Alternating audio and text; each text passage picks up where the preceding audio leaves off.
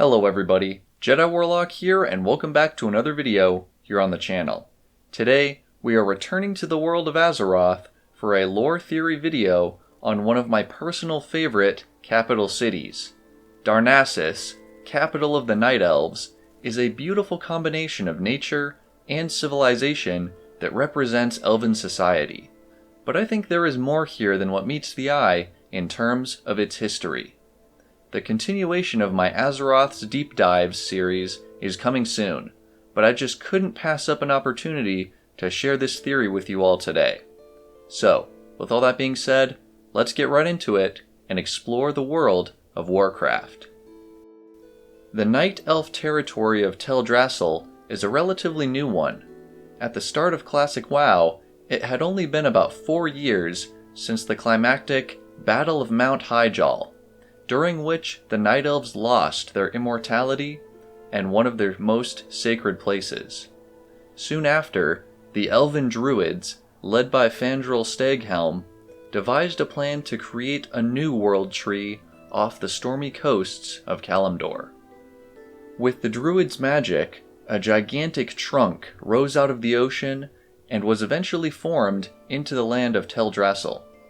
Within this 3 or 4 year period, the Night Elves successfully founded their new realm, with ecosystems and towns, including Darnassus, flourishing under the canopy. That is the official timeline of Teldrassil's founding, and while all of that may be true, I don't believe this is the entire truth.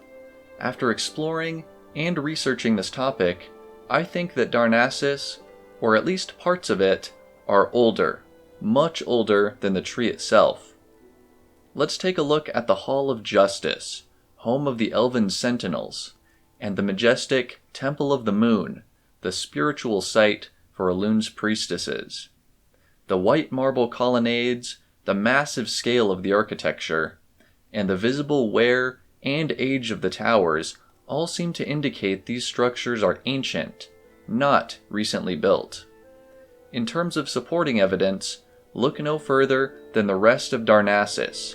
The flowing wood buildings and catwalks evoke the much more modern style of the Night Elves, which is also visible in other settlements like Astranar or Auberdine. While it could be argued that the white marble was used recently and just for areas of great importance or ceremonial use, I'm not quite done yet. Conversely, we can also estimate the date of these marble structures by finding other examples of them out in the world.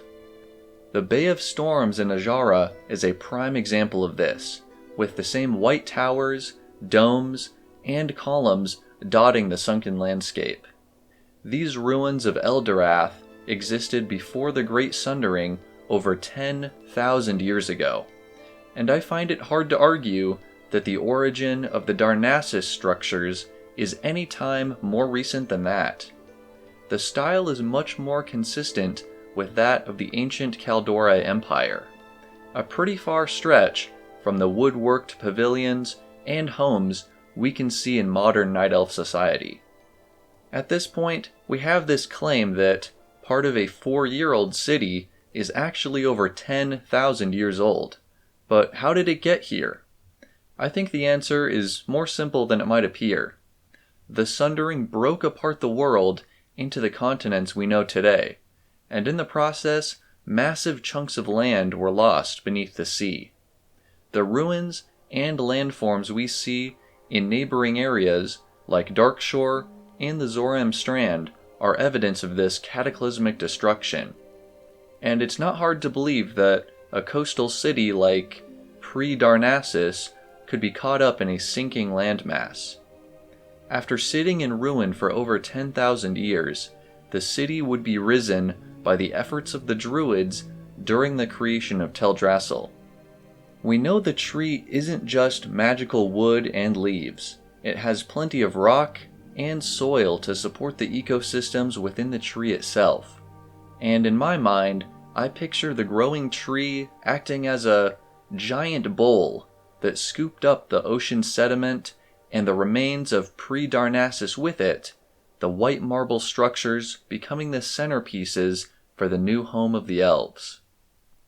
In the 3 or 4 years during the creation of the modern city, these ancient buildings could have been repaired or repainted, which explains why these beautiful stoneworks don't look quite as shabby as their Ajara counterparts. This repair process could also explain one of the potential holes in this theory. According to the Storm Rage novel, white stone from the mainland was transported to Teldrassil to build the Temple of the Moon. And while the implication here is that all of it was built recently, I find that to be an improper explanation that doesn't quite add up from either logistical or architectural perspectives. In the 10,000 years since the Kaldorei Empire, Night Elf architecture has changed dramatically, away from the arcane, regal cities and toward the more harmonic, natural structures. To me, it makes much more sense that the city was resurrected from the deeps to serve as the cultural center of this new capital, rather than a replica, faithfully recreated by elves who just so happened to know these ancient styles of building. One last thing I want to discuss are the motivations and symbolic meanings behind this theory. Did the Night Elves know or suspect the city was dwelling underwater the whole time? Or was it a total coincidence the city was scooped up and they decided to make the most of it? In either case, I find it fitting that this reminder still lingers here in Teldrassil. An age ago, the Night Elves' arrogance and overuse of magic caused the Sundering, ruining their great empire. And in classic WoW, some of the druids responsible for the creation of Teldrassil are chasing ways to regain their immortality, regardless of the potential for corruption or madness.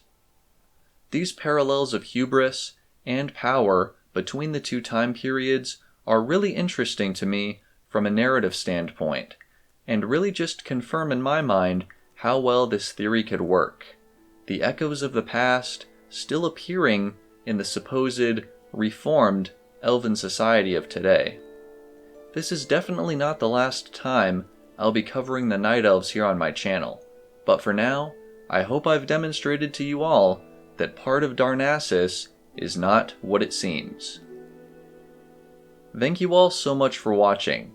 If you enjoyed today's lore theory, make sure to like the video, comment down below with your thoughts, subscribe if you're new to join the Jedi Order, and until next time, may the Force be with you.